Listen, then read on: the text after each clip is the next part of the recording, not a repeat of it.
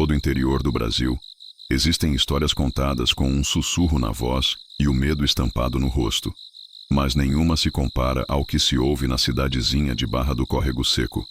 Um lugar escondido entre serras e vegetações secas, onde o vento sopra forte mesmo em noites de calor e ninguém se atreve a sair depois da meia-noite. É nessa cidade, com pouco mais de 800 habitantes, que nasceu a lenda que até hoje faz motoristas evitarem a estrada mais reta e mais amaldiçoada da região, a Estrada do Mato Seco. Essa estrada liga o centro da cidade à zona rural, passando por antigos cafezais abandonados, casas de pau a pique em ruínas e árvores retorcidas pelo tempo. Dizem que foi ali, por volta de 1962, que um dos crimes mais hediondos e misteriosos da história do município aconteceu. O tipo de história que as mães contam para os filhos se comportarem. Mas o detalhe é que tudo o que está nesse relato consta em boletins da polícia, em registros do cartório e em jornais da época.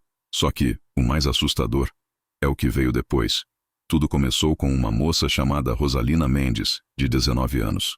Filha única de um fazendeiro severo e muito respeitado, Rosalina era vista como uma joia rara, recatada, devota, bonita, com aqueles cabelos longos que pareciam flutuar quando o vento passava. Ela estava prestes a se casar com Arnaldo Silveira, um rapaz ambicioso que havia subido de vida muito rápido, com negócios suspeitos que nem a própria família dele sabia explicar. Noivos por apenas 3 meses, diziam que o casamento seria o maior da região. Mas, faltando apenas 2 dias para a cerimônia, Rosalina desapareceu. A última vez que foi vista, estava com seu vestido de noiva em mãos, subindo no carro de Arnaldo, às 16 horas da tarde de uma terça-feira nublada. Horas depois, o carro foi encontrado abandonado no meio da estrada do Mato Seco, com as portas abertas e manchas de sangue secando no capô. Nenhum sinal dos dois. O corpo de Arnaldo foi localizado 3 dias depois, a quase 10 quilômetros dali, com os olhos arrancados e a boca costurada com linha de algodão crua. Já o corpo de Rosalina nunca foi encontrado. A cidade entrou em pânico. Muitos diziam que Rosalina havia fugido. Outros afirmavam que ela havia sido assassinada por Arnaldo e que alguém havia se vingado. Mas os mais antigos juram por tudo, o que é sagrado, que ela foi enterrada viva, após descobrir que Arnaldo tinha um caso com a irmã dela, que morava na capital. Uma vingança silenciosa, cruel e meticulosamente planejada por quem nunca mais foi visto novamente. Desde então, moradores começaram a relatar aparições na estrada do Mato Seco, mas não era uma noiva comum. A figura que apareceu, segundo dezenas de testemunhas, usava um vestido preto com véu cobrindo o rosto e segurava um buquê de flores mortas. Quem a via dizia que, ao se aproximar do carro, ela batia no vidro e pedia carona, com uma voz doce, melancólica, como quem está prestes a chorar. Alguns motoristas diziam que, ao negar, ela simplesmente desaparecia diante dos olhos, em meio a uma neblina que surgia do nada. Outros que davam carona nunca mais foram vistos. Mas o caso mais conhecido aconteceu em 1991, quando um caminhoneiro chamado Júlio Ferreira relatou um encontro que o deixou com sequelas permanentes. Ele estava voltando para casa de madrugada, quando viu a figura de preto parada à beira da estrada. Achando que era alguém em perigo, parou o caminhão e desceu. A mulher entrou na cabine sem dizer uma palavra. Quando ele perguntou para onde ela ia, ela respondeu com um sussurro gélido: "Agora falta você." Nesse momento, Júlio perdeu a consciência. O caminhão foi encontrado no dia seguinte, parado na contramão, com as portas trancadas, e Júlio desacordado no banco do passageiro. Ele passou 5 dias em coma, e ao acordar, não conseguia mais enxergar. Médicos disseram que os olhos dele estavam perfeitos, mas era como se a mente tivesse apagado a visão. Júlio morreu 5 anos depois, em um sanatório, repetindo a mesma frase: "Ela vai me buscar. Ela ainda falta me buscar." Nos anos seguintes, o caso se espalhou. Paranormais, caçadores de fantasmas e documentaristas vieram de longe, tentando captar qualquer prova. Microfones captaram sussurros incompreensíveis. Câmeras travaram exatamente no mesmo ponto da estrada onde Rosalina foi vista pela última vez. E equipamentos de temperatura registraram quedas bruscas de até 12 graus em noites quentes. Um dos médiuns mais respeitados da época, Benedito Oliveira, declarou em entrevista: há uma entidade feminina presa entre a morte e a vingança. Ela não quer justiça. Ela quer repetir o que foi feito com ela. E vai continuar até que o último traidor dessa linhagem desapareça. Até hoje, o caso não foi encerrado. A polícia, já cansada dos relatos, colocou uma placa alertando para que motoristas não parem na estrada do Mato Seco após as 22h. Alguns dizem que é lenda, outros que é exagero. Mas o que ninguém explica são os desaparecimentos anuais naquela mesma curva, no mesmo trecho, e sempre nos meses de julho ou novembro. Se você estiver dirigindo por lá e vir uma mulher de vestido preto com buquê seco nas mãos, não pare. Não olhe nos olhos dela. E se ela te disser que falta você, corra, porque essa pode ser sua última viagem.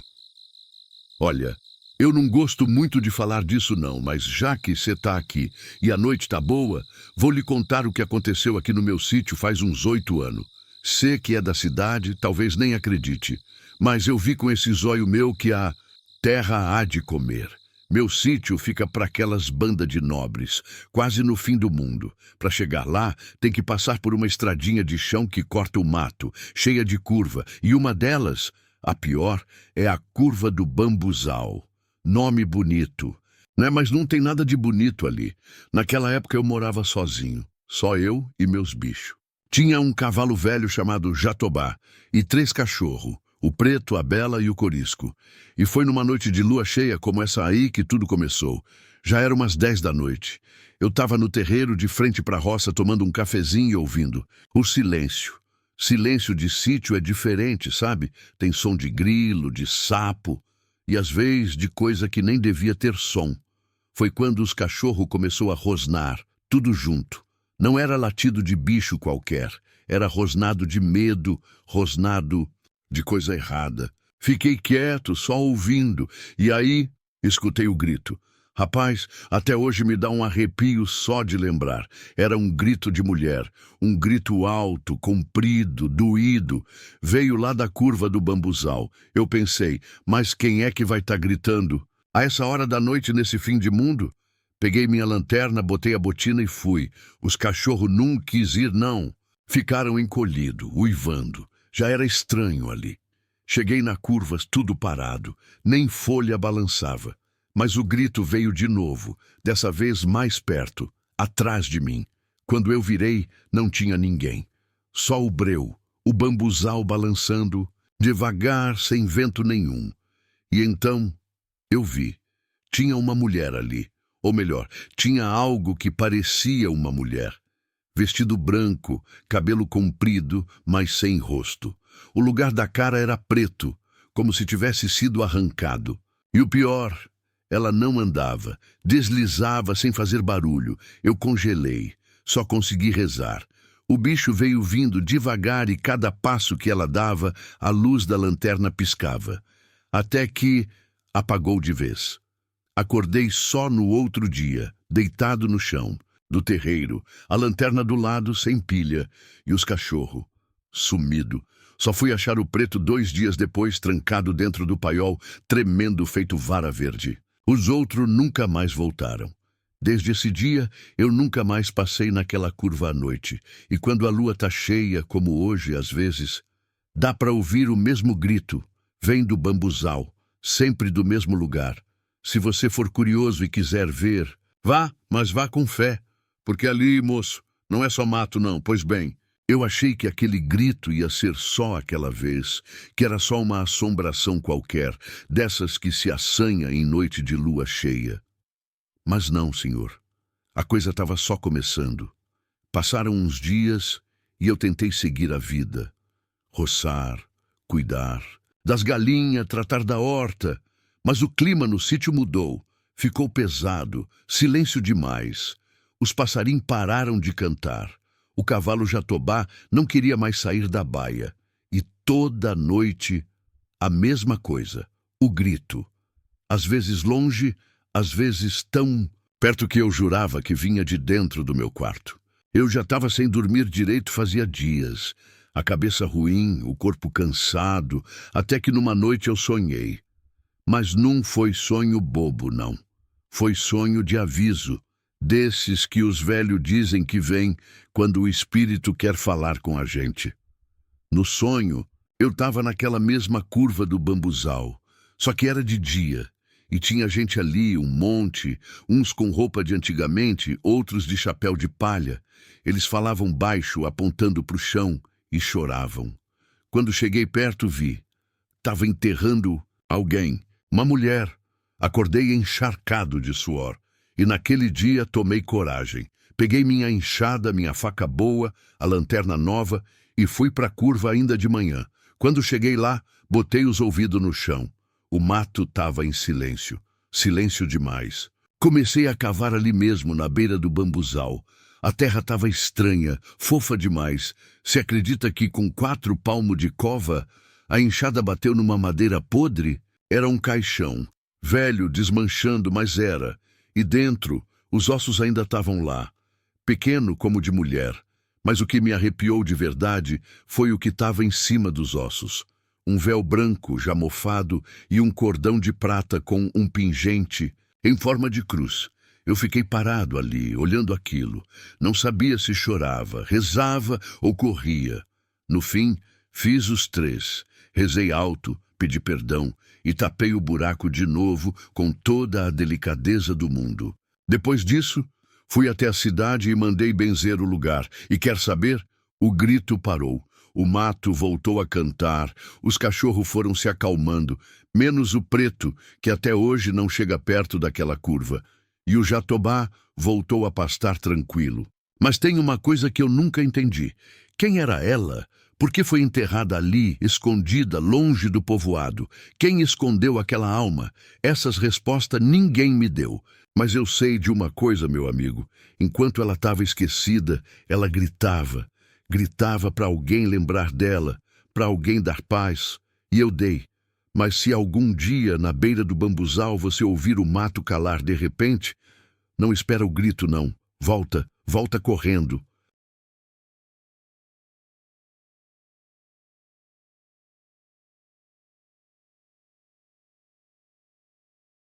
Eu morava em Jauru, lá para os lados do rio Guaporé, quando isso aconteceu. Era 1997. Meu cunhado, o Lúcio, tinha comprado um sítio barato demais, uns 20 alqueires de terra, com uma casa de madeira grande, velha, com porão debaixo e um rancho de palha no fundo. O dono anterior tinha desaparecido, mas Lúcio não ligou. Achou que era só história de caboclo medroso. Mudamos para lá com ele por uns meses, para ajudar a ajeitar a terra. Eu, minha mulher e nossas 2 filhas pequenas. No começo estava tudo normal, só o mato meio seco demais, e os bichos não pastavam naquela parte dos fundos do sítio. Cavalo. Empacava, cachorro uivava sem motivo. À noite dava para ouvir barulho na casa, como madeira estalando, coisa arrastando, e uma agulha batendo em madeira. Tic, tic, tic. No 3º dia, minha filha mais nova acordou de madrugada gritando. Disse que tinha uma mulher de vestido sujo costurando no pé da cama dela. Achei que era pesadelo. Mas quando fui ver, a colcha da cama estava costurada com linha preta, toda enrolada em volta da boneca dela. Só que ninguém tinha linha preta ali. Pensei em ir embora. Lúcio disse que era bobagem. No dia seguinte, o cachorro dele apareceu morto. Na frente do rancho, com a boca costurada com linha vermelha e o rabo enterrado. E dentro do rancho, alguém tinha desenhado uma mulher sem rosto na parede com sangue seco. Chamamos o padre. Ele foi, benzeu o lugar, jogou água benta. Mas, quando ele entrou no porão da casa, ficou branco igual farinha. Disse só, tem coisa aqui que não é de Deus. Não volto mais. E foi embora sem nem comer. Naquela noite, ninguém dormiu. Às 3 da manhã, a máquina de costura do quarto de cima ligou sozinha. Ninguém usava aquela máquina. Era da moradora antiga. Subi com o Lúcio para desligar. Quando abrimos a porta, ela estava rodando, sozinha, com uma boneca sentada na cadeira costurando um véu branco. Só que a boneca tinha cabelo de verdade, cabelo preto, comprido. O Lúcio Tentou queimar a boneca, jogou no fogo do fogão a lenha, mas ela não queimava, só ficava preta, mas sem fazer cheiro. No fim, enterrou atrás do bambuzal. 2 noites depois, ele desapareceu. Saiu de casa para ir até o paiol e nunca mais voltou. Só achamos o chapéu dele. E do lado do chapéu, uma agulha enfincada na terra, com linha preta ainda pingando alguma coisa escura. A casa ficou vazia.